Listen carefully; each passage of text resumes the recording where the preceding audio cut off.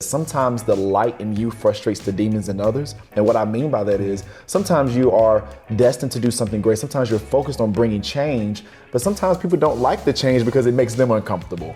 But it's okay within that frustration to frustrate them. The goal is to make sure you're doing what's best for your organization, for your students, and for your clientele. And once you understand that, getting that pushback doesn't bother you as much anymore. Welcome to the Beyond Speaking podcast from Premier Speakers Bureau, featuring in-depth conversations with the world's most in-demand keynote speakers. Hi, I'm Brian Lord, president of Premier Speakers Bureau, and today we have with us Michael Bonner, who is just this. We just had a meeting about how outstanding the 2022 has been for him and for us and for all the audiences he's spoken to. He's been on Ellen Degeneres multiple times, NBC Nightly News. He's been honored by the Ashton Kutcher Foundation. All kinds of awards, an amazing teacher at Ron Clark Academy. And so we're really excited to have you here. I'm glad to be here, but I love coming here every time. Premier is such a outstanding company, get to meet beautiful individuals like yourself, because I believe he has the coolest name in the world. I wish I could make it mine, but I'm excited to be here, man. Yeah, Michael Bonner is pretty awesome too. I'm excited. But thank you though. So obviously you're at the Ron Clark Academy now, one of the most well-known schools in the country, but you didn't come from there. No. So tell me where you came from and why you left. Okay, so for everyone to know, I was originally at South Greenville Elementary in Greenville, North Carolina. Very beautiful school, full of unique and beautiful individuals. But what happens is there's just a lot of things that go on outside of education that can affect the education system. So while I was there, I had 14 different principals in 6 years. I had 4 or 5 different teams. And what ended up happening was the environment was just so bad, for the lack of better words. I had to come to a point to figure out how can I make my situation better, because the outside piece of it wasn't getting any better. So I just started to work on things inside of my classroom, building those better relationships with the kids and the parents, trying to learn and become a master of my content to do things differently, especially in the education system where we've still been doing some of the same things for the past 50 years. And you start to see that change happen inside of the classroom. And that is when my career really began to propel and take off. And I'm grateful for that beautiful, outstanding school. When you are doing things differently, I've heard this before, you start doing things really well and you're surrounded by people who aren't doing things well. Yes. Did you get pushback from leaders or others there? Always. I tell people all the time that when you're trying to do something different at a high level, you have to expect opposition because it's not the norm. If you look at all the outliers in the world, the Kobe Bryants who were taking and trying to make 1,000 shots per day during the summer. When you look at LeBron James who spends $1.5 million or almost $2 million on his body every year. When you look at individuals and inventors like Elon Musk who will sleep in the factory while his people are working to let them know that leadership is there. Everybody that tries to do something great, there's going to be pushback. But there's a quote that I've come across and it stays within my mind, and it says this, that sometimes the light in you frustrates the demons in others. And what I mean by that is sometimes you are destined to do something great. Sometimes you're focused on bringing change, but sometimes people don't like the change because it makes them uncomfortable.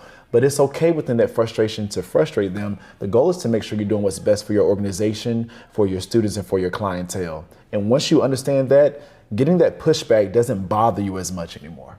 What made you okay with that? Like some people, they get that, they'll stop. What made you okay with being different? Because I think at the end of the day, we all have a legacy we're building. You are creating memories and moments that people will remember about you. And I know for me, every time I encounter someone, I want them to be like, hey, you know what, Michael Bonner, that was one hell of a guy, right? Did you remember what he said at that speech? I don't remember the other 40 minutes, but that last closing piece, that is what I think life is about. It's so short, and I think COVID showed that to us. And as we continue to transition forward and look forward, I think life should be about creating powerful moments and creating powerful experiences that people can glean from and take something from.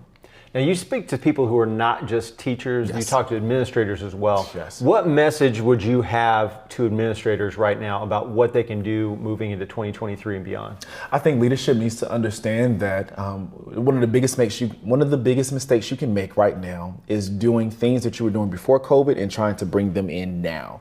That particular Black Swan event created a moment of opportunity for change. If you look inside of the entire world, the work from home model, the embracement of internet and technology across our society, we're learning that now is the time for change. So with that change, one of the best things you can do is introduce new innovative practices, okay?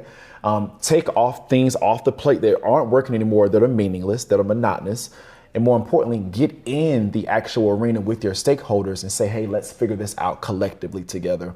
Because burnout is at such a high rate right now, people are looking for individuals to join them in the fight and not just tell them, hey, I need you to do this. And when you have people that are with you and leadership that is with you, man, you'll have people jumping over the Empire State Building to try to make sure they make that mission and that vision statement you have for your company come true.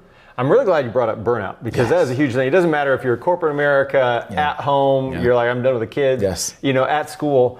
What advice do you give to people in dealing with burnout? Whether it's administrators themselves, working with teachers themselves, kids. It's so many avenues or areas that affects in educational world. What advice? So I would think, it would say for me, because I experienced burnout myself, one of the best things you can do is, number one, create boundaries. Create boundaries. People often forget that no is a complete sentence, right? So for me, I've learned that creating boundaries is going to be essential, because as we are in this current economic environment and possibly facing a recession, burnout is going to continually increase. Facebook and other companies are just released. They're laying off 10 to 11,000 workers per week. Big tech companies are laying off people.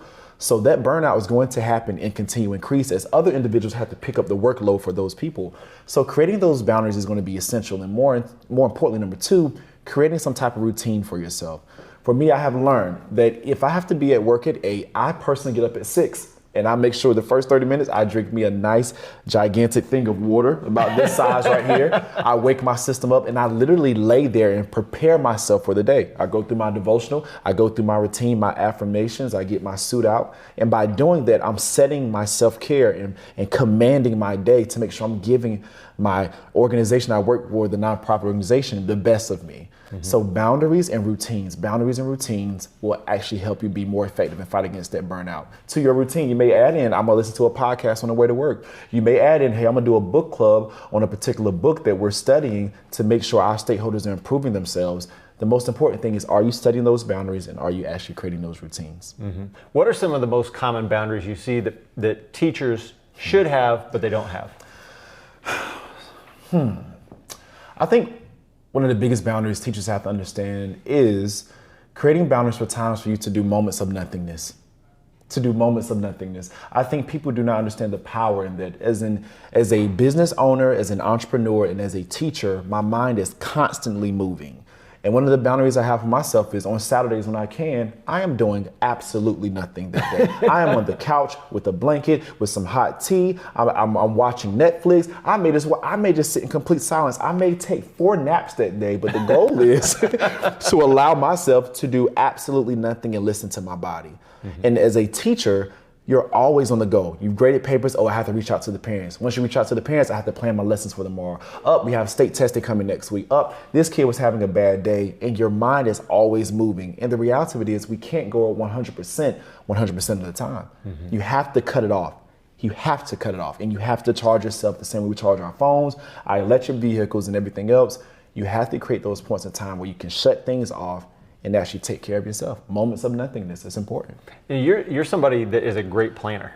It seems like, how do you plan your day? What advice do you give to teachers as they're planning their day? Yeah, so for me, we have a pretty set schedule at the Ron Clark Academy. It changes every single day at times based upon what's happening at the school. But for me, what I've learned is that I have power moments. And what do I mean by that? So on days where I'm planning or I may have a day off, what I will do is I will set my routine, wake up in the morning, right? And I will try to set a schedule. So if I'm going to work for 2 hours, in that 2-hour time span, 30 minutes, I'm focusing on what I'm focusing on my to-do list. Then I'm going to take a 30-minute break. I'm going to let myself relax, check social media, read the news, look at the stock market, check up on some friends, make calls to my family. Next 30 minutes, I'm right back at giving it my full 100% attention, and I'm drilling it and knocking it out. Then I'm going to take another 20-minute break.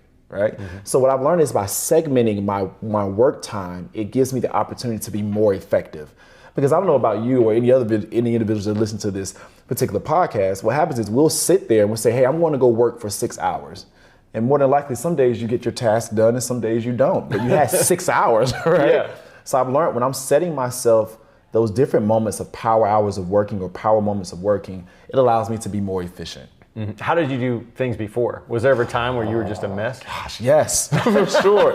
Oh my You just gosh. came out of the womb that Listen, way. It's perfectly. At times oh my gosh, it was moments where you were, for example, when I say I will build a new speech, right? And I will go to the coffee shop and I'm there for 6 hours and I'm still on the introduction and the first point. And that's because I got distracted, the ADHD kicked in, and the coffee, that chocolate muffin looks amazing right now. I think I want one. Somebody calls, So in those spaces I've learned I need to segment times so I can really get after it, really attack my plan for the day, put my phone on Do Not Disturb during those power moments, and then take moments of a break where I go outside and walk and breathe in the fresh air, re-energize myself, and get back to it. Mm-hmm. Yeah. One of the other things you do in speaking with both teachers and administrators is learning what each of them like. Yes. If you were a teacher trying to get things done with an administrator, what advice would you give them? Teachers get things done with an administrator in regards to a task you're trying to complete together. Just however they're, whether it's the communication, Yes. I know you talk about communication, culture. Yes. From each direction, I guess, Yes. would be a good thing. Like, how do teachers get the most from administrators? How do administrators get the most from teachers? I think it has to rely on open communication. Some of the best administrators I've worked with, from Lakeisha Lynch, Kim Beard, and Ron Clark, Shonda Cherry, Michael Greco, Jay Jester, they were all phenomenal at communication. Hey, this is the problem right now. How can we solve this? That's big. Now, how can we solve this? And we have those moments of brainstorming collectively together. And through that brainstorming process and honest communication and talking to each other, you will learn what the real issues are. You will say, hey, well, from the teacher perspective, this is what I see what's burning everybody out. Hey, I get that. From the admin perspective, this is what I see has to get done. How can we do this efficiently without turning everybody off? And in that honest communication, that's when you begin to set the climate and the culture of the actual school building and make powerful things happen. The problem is right now, everybody's assuming I know what that person is thinking. And I think this is what's going to work, instead of getting that feedback. That's why one of the points now in my speech is, how often do you actually solicit feedback?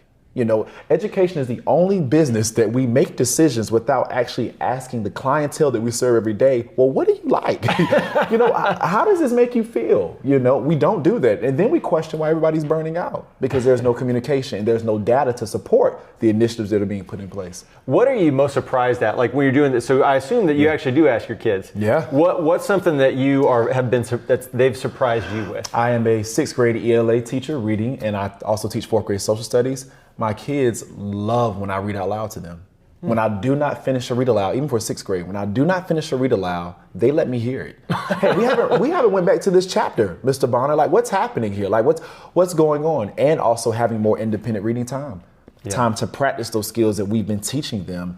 And not just a worksheet where you're giving them to go through routines over and over again, but actually creating with the content. That's why in my 6th grade classroom, I want to bring it back. I had my students create a podcast one year. I was still teaching about the books we were learning, but now I need you to synthesize the content, get a camera, hire a videographer from the class, get a CEO, get a board of directors, and I want you to make an episode summarizing what I've taught you. And that was the most engagement I've ever seen in my entire life. Wow, that's cool. Did you find any future producers out of that? For sure. Yeah. Because they get to apply for something they think they're good at. So all those that like to doodle in class while I'm teaching, graphic designer. So now we're getting it from just the old standard model of teaching and education to, okay, he's teaching them, but now he's tying in 21st century skills that are helping them cultivate the talents they need that the world is looking for in an upcoming year. So education and things can be so different right now, but the goal is, will you have leadership that is willing to step out and take an initiative and be aggressive with it? And will you have educators that will join the administration to actually bring that vision to pass? That's awesome. Where do you find the most joy in teaching? Where do I find the most joy in teaching? Well, since I work at the Ron Clark Academy, it is a nonprofit organization in the school. And every Thursday and Friday, we have teachers come to watch us teach. And some of the best moments are when I'm teaching. Anybody can tell teachers, this works in your classroom. My position is different because when I speak about it in speeches, now I have to prove it to you while you're there.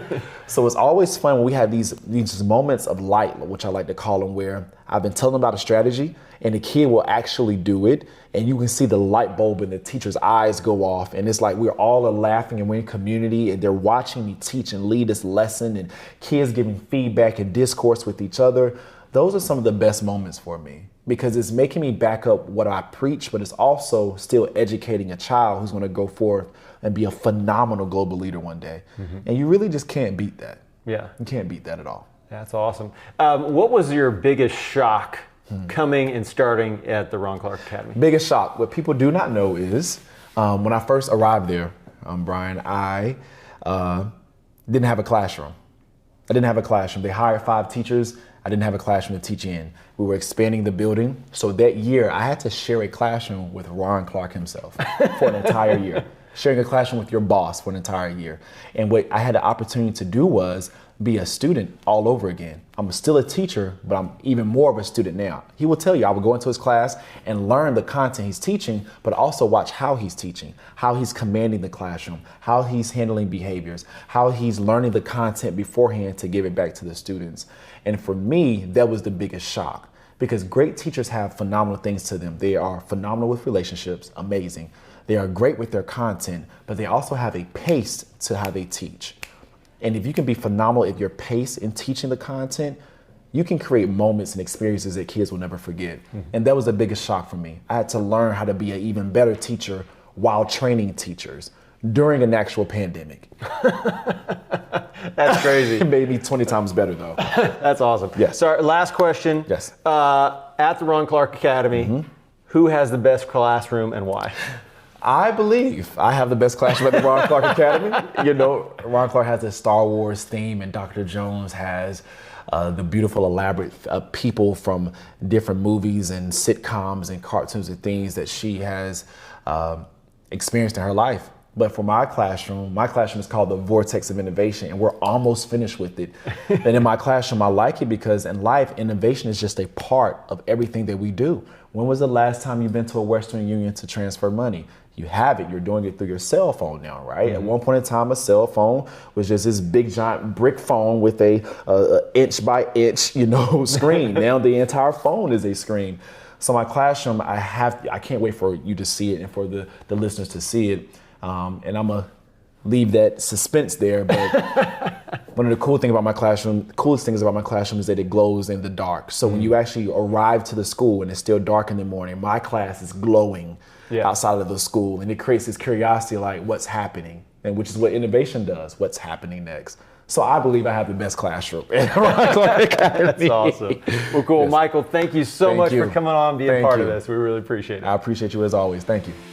Thank you for joining us for the Beyond Speaking podcast. To learn more about today's guest, visit premierspeakers.com. Make sure to subscribe and leave a review wherever you listen.